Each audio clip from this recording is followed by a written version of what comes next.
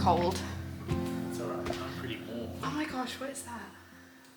Is that from Beth? Is that a cracker? It's probably a cracker. A rusk. I'm back!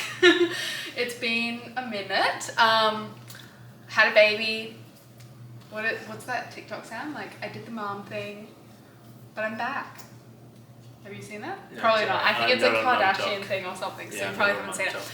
Anyway, I thought what better way to come back than to tell the birth story of our second baby. So I did talk about Eloise's birth story on here when I first started YouTube, but we finally got a chance to sit down. I should say our daughter Bethany, who we're going to be talking about in this video, she's 6 months old, so this has been a long time in the making. She certainly looks 6 months. Yeah, we will get to that. But if you're new here, my name is Gabby. This is my channel, so welcome to it. I post a lot of mothering content, budgeting content, that's really my main focus, lifestyle, cooking, all those sorts of things. Gym. Just really, no, not gym content, just really anything that is going on in my life. I've been posting little vlogs and things on here. I haven't posted anything in 9 months, so I'm back, I'm ready to go. I'm hoping to start posting like once a week again, but I'm really excited. This is my husband, Alex. This is his first official appearance on the channel. How do you feel? It's an honor to be here. It's an honor to be here. And this is Archie. He's been here plenty of times. But yeah, I thought I'd bring Alex in so we can talk about the birth vlog, because if you've given birth before, you know you have blank spots, like memory loss. Oh, I just spat on you. Amnesia, yeah, you forget. And Alex is a nurse as well, so like he's pretty much an expert in childbirth. Basically. I feel like we should start back at 37 weeks when I first started getting contractions. So I think it was 36 and 6. 36 and 6. 36 weeks and 6 days. We messaged our friends who we were borrowing their capsule for our car, because we were like, oh my gosh, like I was having contractions, and I gaslighted myself afterwards going like, that wasn't real contractions. Also, I should mention, sorry if you hear the brown noise turning off and on, our internet is screwing up, but our girls are asleep and they sleep to brown noise or white noise or whatever. Anyway, 36 weeks and 6 days, started having contractions. You messaged Sean and Simone.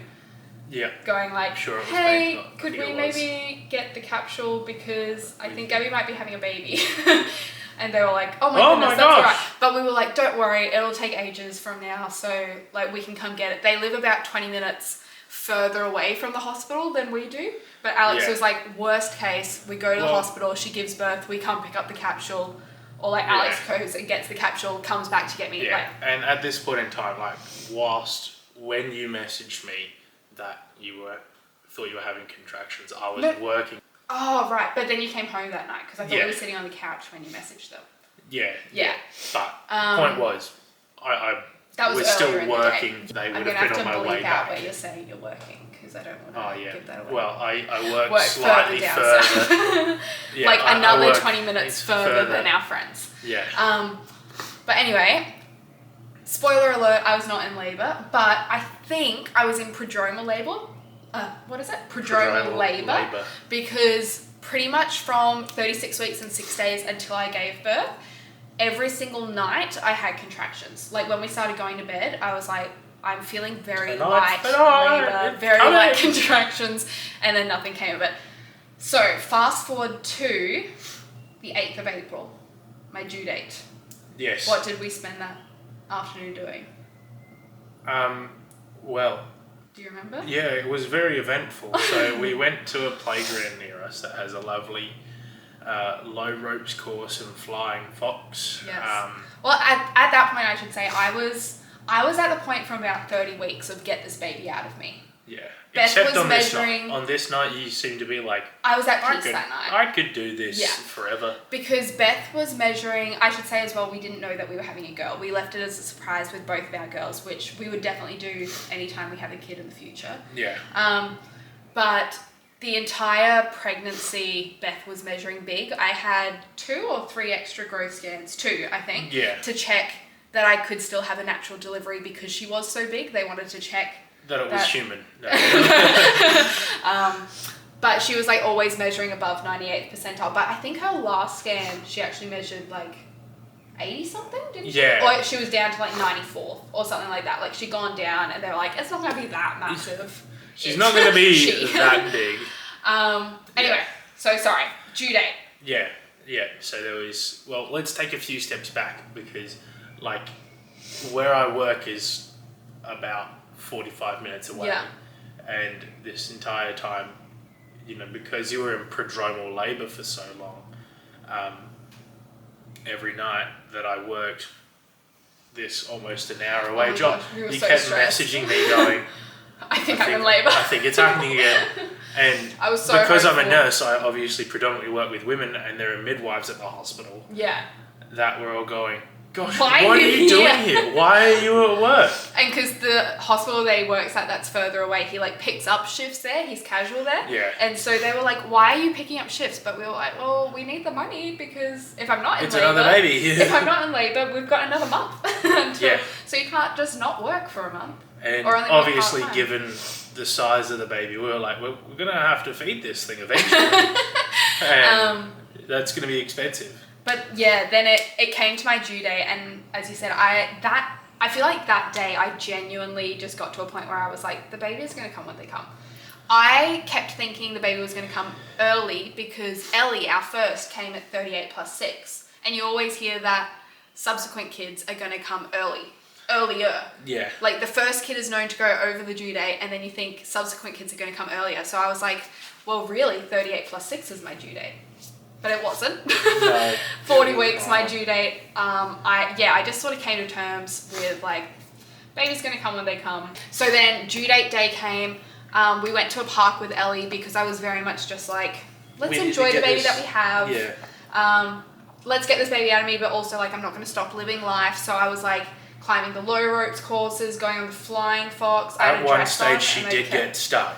And I I think needed I to help flashed her a few down. people. Oh, on the low ropes, ropes course. course, I was yeah. talking about on the flying fox. Yes, and then on the flying fox, she went on both of the available got flying stuck. foxes and got stuck at one point. She Yeah. sort of tried to jump off. But I was and wearing a dress and it wasn't. Flipped the dress Yeah, up. luckily there were because- not a lot of people there. At about midnight, I woke up and I was like, I really need to go to the toilet. And I went to the toilet and I was like, that feels like a contraction. That feels like a real contraction. And I lay in bed for like an hour going, I've literally gone through this every single night for the last 3 weeks. So what if it feels stronger? It's probably not a real contraction. Did I wake you up at 1 or 2? I think 1. Because we were at the hospital by 3. Yeah. So I it think was 1 o'clock I woke Alex up. I tried to call my mum because our plan, mum lives like 5 minutes from us. Our plan was to drop Ellie, our first daughter, at my mum's house and then go to the hospital with our doula. Yeah.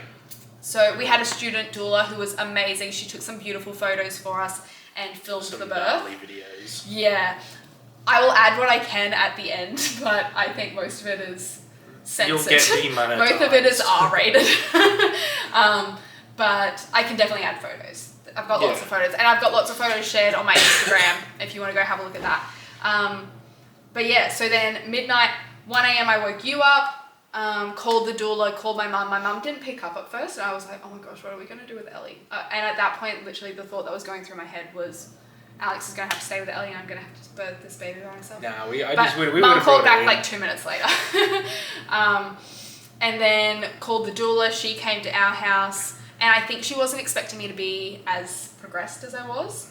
Because I don't think anyone was. When she came, she was like, okay, we need to get to the hospital, I think. So we like packed everything up. I was just there like packing the hospital bag and then bending over and going like, And we made some Alex pies made some coffee for our doula and all this stuff. and for me, and We were just like chilling, and then we were like, we don't want to wake Ellie up yet because it's so early. But then we did. We took her to my mum's. We got to the hospital at 3 o'clock. our admission note is from 3 o'clock on the dot. Yeah, so we got there slightly before that, but we got into the room and everything at 3 o'clock. And my doula was amazing at making sure.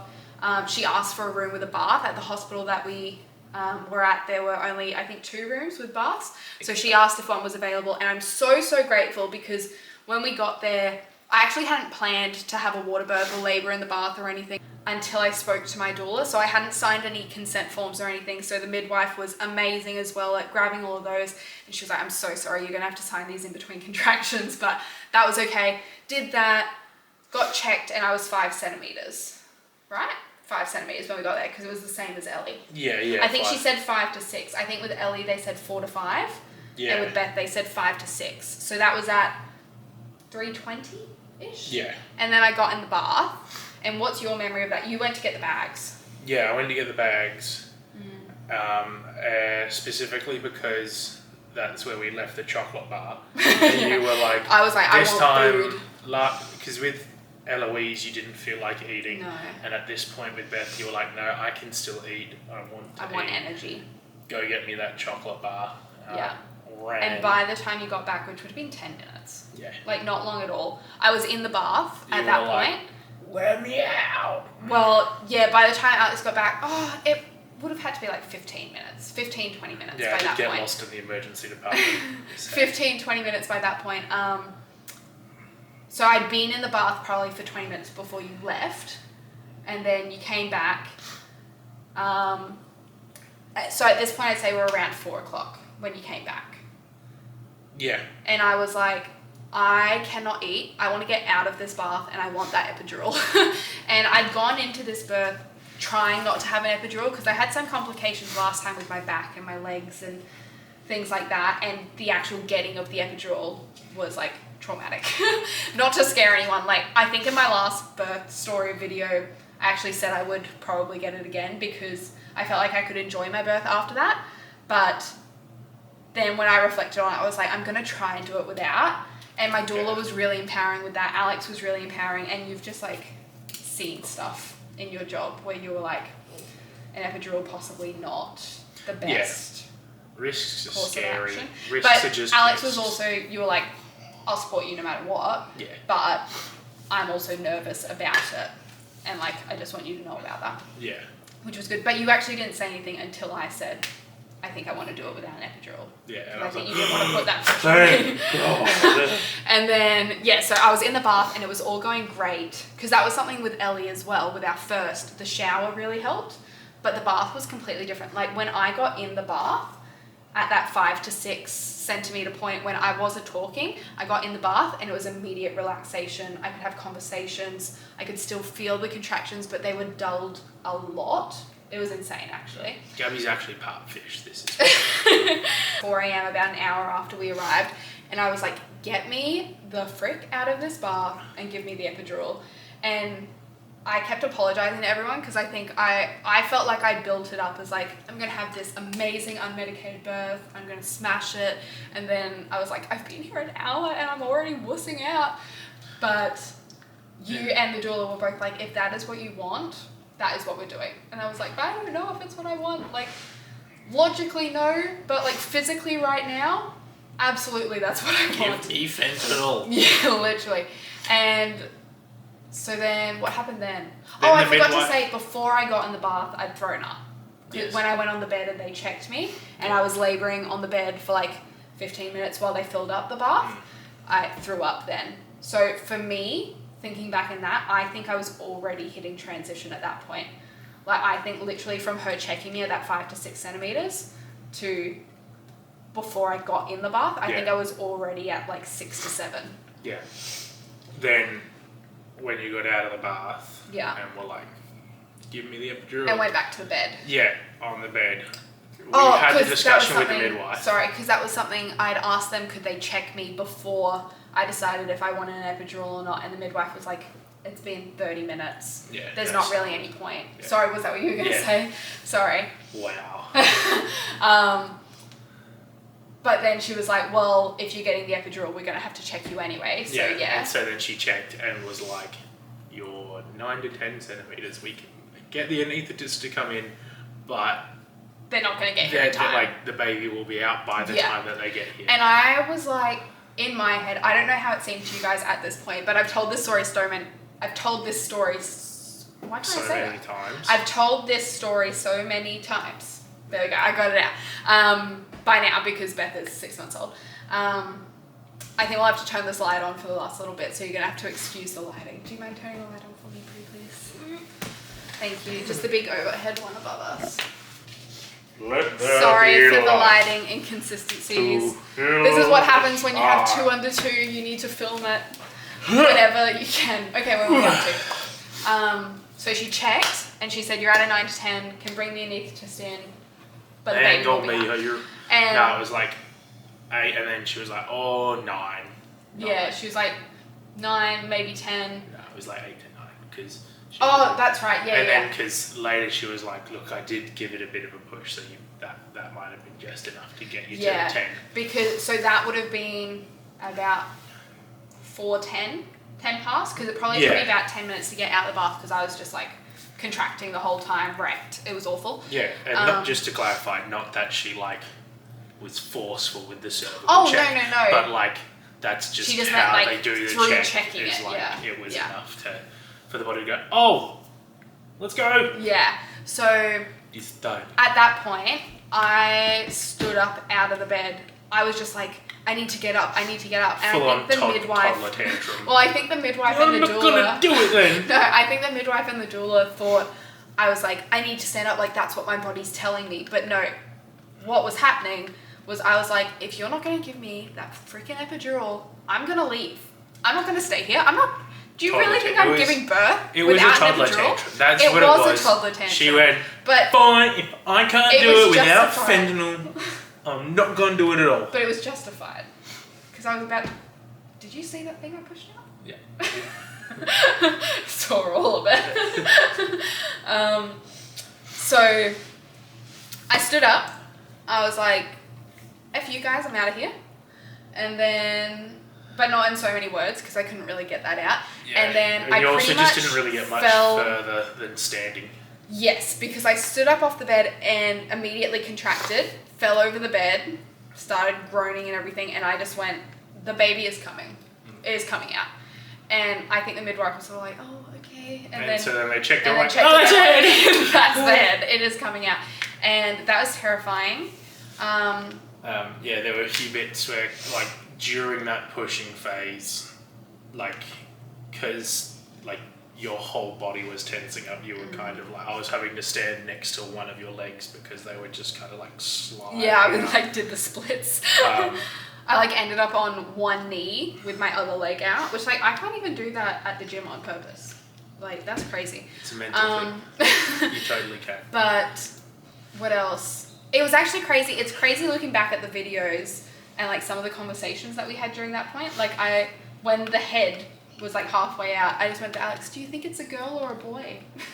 And I went, don't know, like all I can see is the head. You're like, I can't really tell from this end, sweetheart. And Alex was like doing the counter pressure on my hips, which made a massive difference. And at one point, I think he just like loosened his hand so he could tighten it again, like just get a better grip. Because you were like, did I say stop? Yeah, I literally just went to him like, did I say stop? It was quite... it was more aggressive than that. Yeah. Yeah. You were standing up and going... Ah! Well, when I was kneeling, the whole head was out. Yeah. Like, I don't know how to explain that position. Like, I can't... Like, kneeling with one leg and the other leg like out. a side lunge. Yeah. And the midwives were like, can we... try and get that leg up. And I was like, I can't do that. And they like were trying to check my belly and stuff to check everything, which like totally understandable, but I was like, I cannot move. No. And then stood up. Oh, and when the head was out, she was still in her sack, which is crazy. So she was born in the sack. Like when the whole body came out, the sack was still around her head. Yeah. Which was crazy. Then the whole body came out and I got past her through my legs and we like lifted her up. Now, up until this point, we thought this was a boy because Ellie was 3.3 kilos. She was like perfect 50th percentile. We had extra scans with her in case she was too small. And I had terrible morning sickness her whole pregnancy. Whereas Beth, I had like a bit of nausea, but I think I threw up once. Yeah. Ellie, I threw up everything I ate for 20 weeks. Yeah. And with Beth, when she came out, you were like, is it a boy? And I was like, I think when, like, because obviously I saw whether or not it was a boy or a girl, I think I was kind of still, like... In shock. Whereas when Beth got passed through and you went, oh my gosh, it's a girl. Was like sort of what I was thinking. I was just kind of like, huh, that doesn't really fit anything that's happened.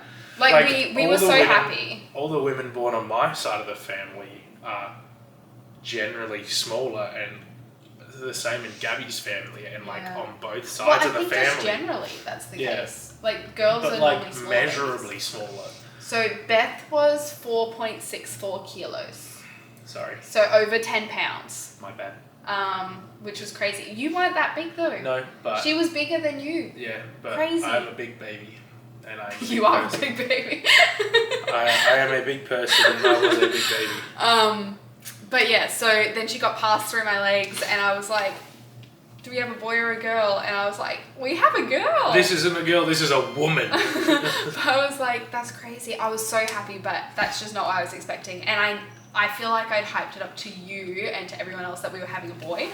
And so I kept asking you, like, were you happy? And you were like, yeah, duh. Like, we have a healthy, beautiful baby. Of course I'm happy. Yeah, Beth.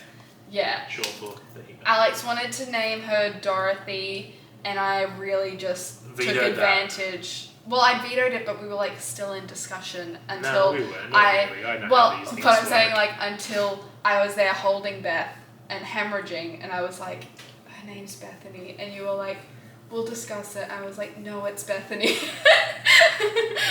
And you were like, okay.